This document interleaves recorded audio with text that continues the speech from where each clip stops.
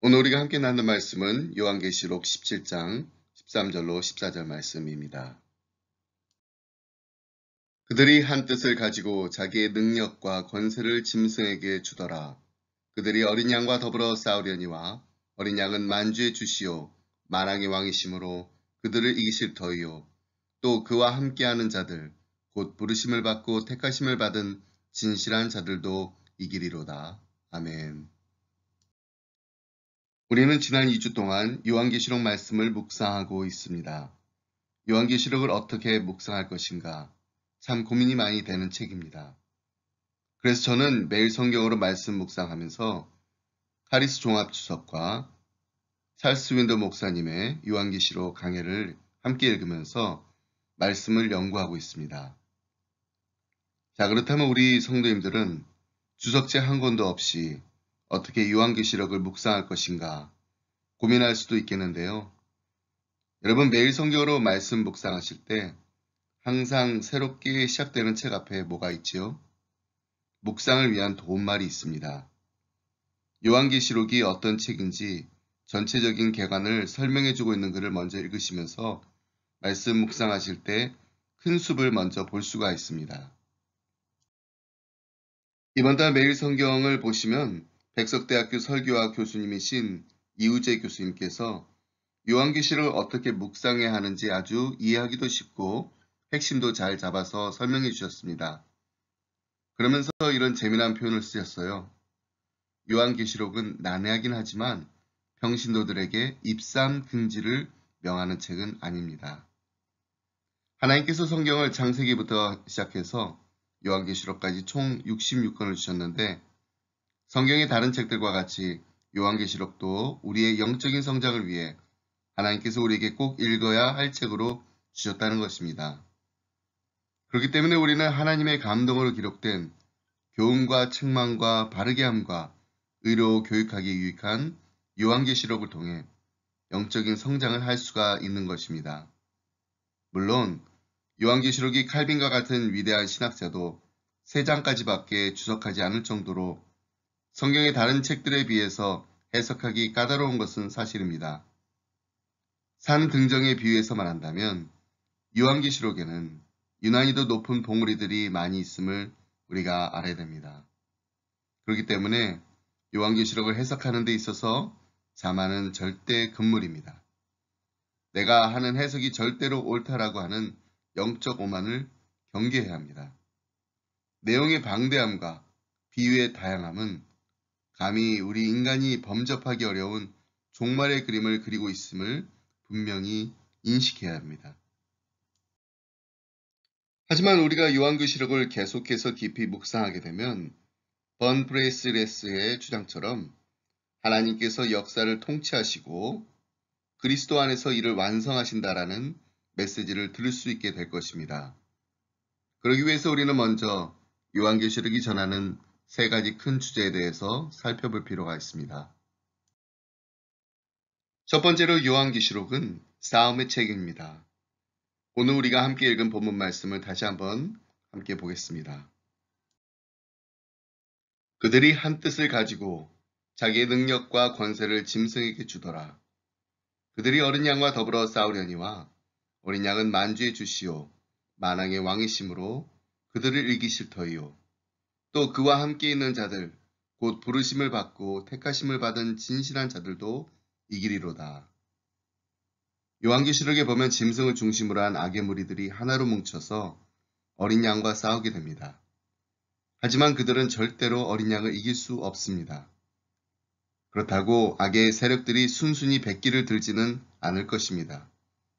그래서 그 다음 공격 대상을 교회의 공동체로 삼습니다. 12장에 보면 용이라는 존재가 먼저 아이를 공격합니다. 여기서 아이는 예수님을 상징하는 것입니다. 예수님께서 이 용의 공격에서 승리하십니다. 근데 예수님을 삼키지 못한 용이 다음 타겟으로 여인을 공격합니다.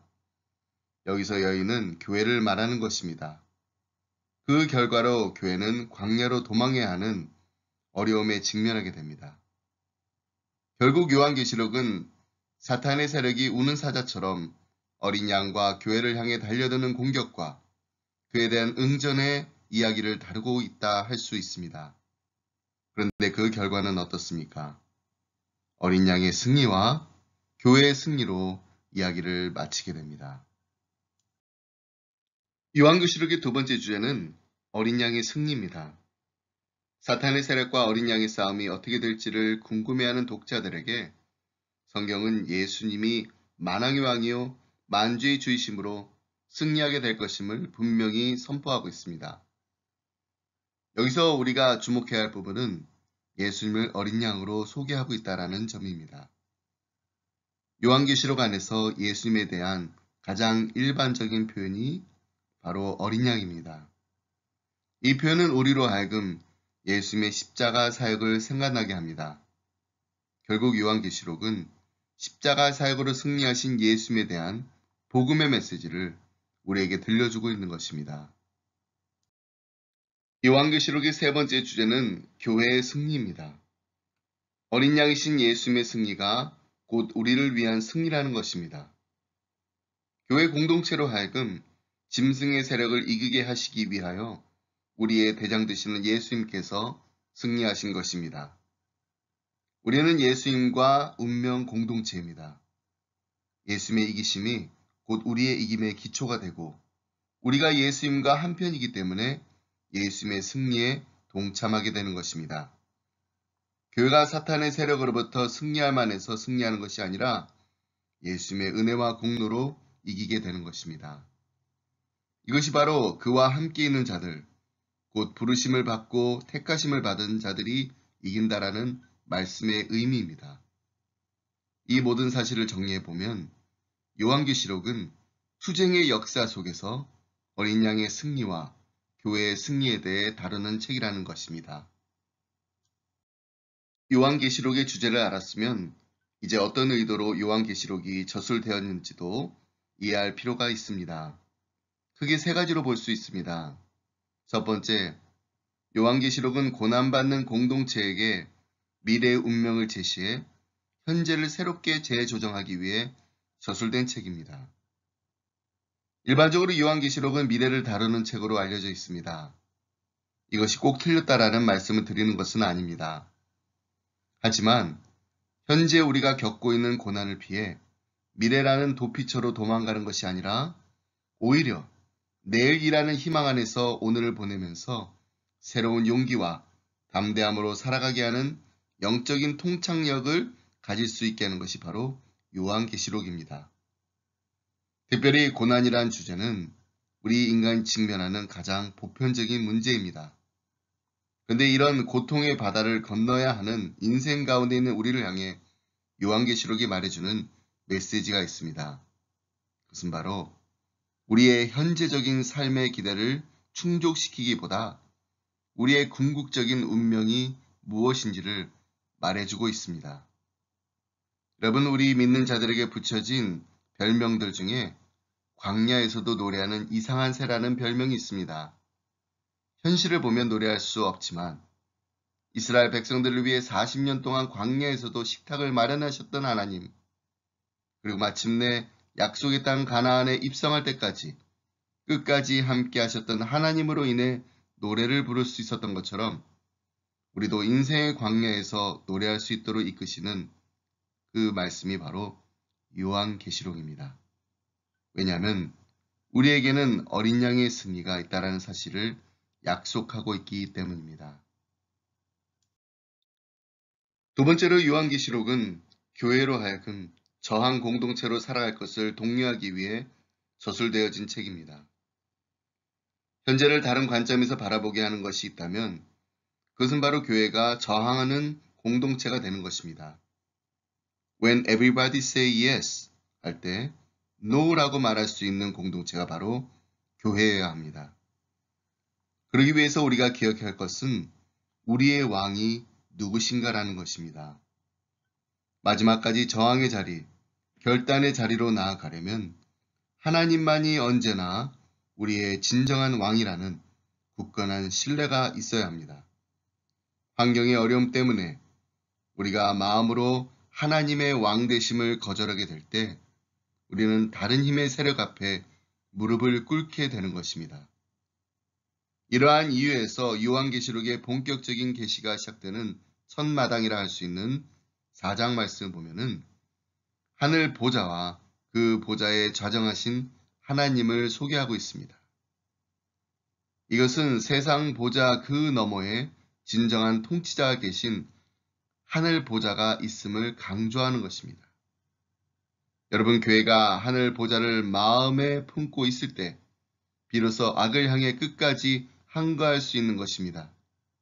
그러기 위해서 우리는 다시 한번 요한계시록을 묵상하면서 하나님의 왕 되심을 높이 찬양하는 기쁨의 가정들이 다 되시길 간절히 소원합니다. 세 번째, 요한계시록은 오직 하나님께만 거룩한 입맞춤으로 나아가는 예배 공동체를 세우기 위해 저술된 책입니다. 교회에 부여된 최대의 저항 행위는 무력적인 시위가 아닙니다. 끝까지 하나님 앞에 온전한 경배를 드리는 예배하는 공동체로 서는 것입니다. 계시록의 곳곳에 나오는 피조물들의 하나님과 어린 양에게 돌리는 찬양의 메아리 속에서 우리는 다시 한번 예배의 중요성에 대해서 깨닫게 됩니다. 그리고 요한계시록에서 예배는 공적인 예배를 넘어 삶의 예배를 촉구하고 있습니다. 그 대표적인 구절인 18장 4절 말씀처럼 주의 백성들이 바벨론의 죄에 참여하지 말고 거기서 걸어 나오라는 것입니다. 우리들이 바벨론 안에 들어가 살아야 하지만 바벨론이 우리 안에 들어오지 못하도록 늘 경계심을 늦추지 않고 사는 것이 바로 우리가 드려야 하는 진정한 삶의 예배인 것입니다. 잔 파이퍼 목사님의 예수님의 지상명령이라는 책에 보면 우리의 모든 삶이 예배가 되어야 함을 강조하시면서 우리가 어떻게 예배를 드려야 하는지를 다음과 같이 말해주고 있습니다. 예배의 본질은 우리 마음에 있는 하나님에 대한 참된 시각과 우리 영에 품고 있는 하나님에 대한 진정한 사랑에 달려 있습니다. 이것이 의미하는 것은 실제 하나님을 소중하게 여기는 우리의 영으로부터 흘러나오는 말과 행동으로 하나님의 가치를 우리가 나타낼 때마다 우리는 영과 진리로 예배하는 것입니다. 우리는 직장에서, 집에서, 교회에서 이렇게 예배할 수 있습니다. 장소는 상관이 없습니다. 가장 중요한 것은 우리가 예수님 안에서 하나님의 영광을 보는 것과 모든 것보다 하나님을 가장 소중히 여기는 것입니다. 그럴 때 우리는 다른 사람들의 유익을 위하여 넘치는 자기 희생의 사랑을 바치게 됩니다. 이것처럼 하나님의 아름다움을 더 잘 나타내는 것은 없을 것입니다.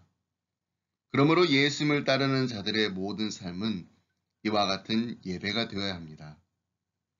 여러분, 우리가 머무는 자리에서 우리가 가는 곳곳마다 우리의 영으로부터 흘러나오는 우리의 말과 행동으로 하나님이 우리의 삶에 가장 소중하신 분이라는 것을 나타내는 삶으로 예배드리는 우리 모두가 되길 간절히 소원합니다. 말씀 맺으면서 한 분의 목사님 이야기를 더 소개해드리려 합니다. 빌리그리암 목사님께서 하루는 집회 중에서 만난 어떤 분으로부터 이런 질문을 받으셨다고 합니다. 목사님은 장차 올 미래에 대해서 많은 설교를 하셨는데 그렇다면 목사님 자신의 미래에 대해서도 잘 알고 계십니까? 이 질문에 빌리그리암 목사님은 이렇게 대답하셨다고 합니다. 나는 나의 미래를 전혀 모릅니다. 그러나 한 가지 아는 것이 있습니다. 제가 잘 알고 있는 한 가지는 바로 나의 미래를 누가 붙들고 계시는가 하는 것입니다. 오늘 우리가 함께 부른 찬송가, 살아계신 주, 나의 참된 소망, 걱정 근심 전혀 없네. 사랑의 주, 내 갈 길 인도하니 내 모든 삶의 기쁨 늘 충만하네. 영어로 이렇게 부릅니다. Because he lives, I can face him tomorrow. Because he lives, all thing has done. Because I know who holds my future. My life is worth of living just because he lives. 여러분의 미래를 홀드하고 계신 분이 지금 이 시간에도 살아 역사하고 계시기 때문에 걱정, 근심 전혀 없고 My life is worth of living. 정말로 우리의 삶이 worth of living. 살만한 가치가 있는 기쁜 충만한 삶이 되는 것입니다. 요한계시록의 말씀 묵상하시면서 우리의 미래를 붙들고 계시는 하나님을 만나게 되는 우리 기쁨의 가정들이 다 되시길 주님의 이름으로 축복합니다.